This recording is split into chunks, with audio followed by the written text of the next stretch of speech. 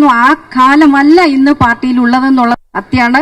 ഞാനും ആ പ്രസ്ഥാനത്തിന്റെ ഭാഗമായ സമയത്തെ പോലെ അല്ല. ആ വഴിയൊക്കെ മാറിയിട്ടുണ്ട്. ഞാൻ തുറന്നു പറയണം, എന്റെ പ്രിയപ്പെട്ട സഖാക്കൾക്കൊക്കെ ചിലപ്പോൾ എന്നോട് ദേഷ്യം വരും. എനിക്ക് അവരെല്ലാം വലിയ ഇഷ്ടമാണ്. എന്റെ നാട്ടിലുള്ള സഖാക്കൾ പ്രവർത്തകരുമൊക്കെ കുറച്ച് ഡിസിഷൻ മേക്കേഴ്സ് മാത്രമാണ് മൊത്തത്തില് പ്രയാസമാക്കി മാറ്റി. നിങ്ങൾ അന്വേഷിച്ചുകൊള്ളുക. എന്തായാലും വിമർശനങ്ങളെ ഞാൻ കൂടുതൽ സന്തോഷത്തോടെ കേൾക്കുകയാണ്. വിമർശനങ്ങളാണ് മനുഷ്യനെ ഇത്രത്തോളം എത്തിക്കുക. ഒരു മനുഷ്യനോട് പോലും മിണ്ടാൻ ഒരു ധൈര്യം ഉണ്ടായിരുന്ന ആളാണ്.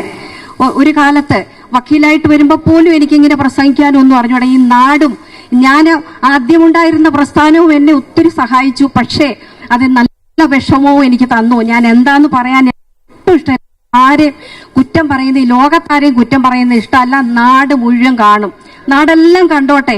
ഇങ്ങനെയാണോ ഐഷ പോറ്റിന്ന് ഒരുപക്ഷെ നിങ്ങൾ എന്നെ ഇത്രയും ആക്കിയത്? ഈ നാടാണ്.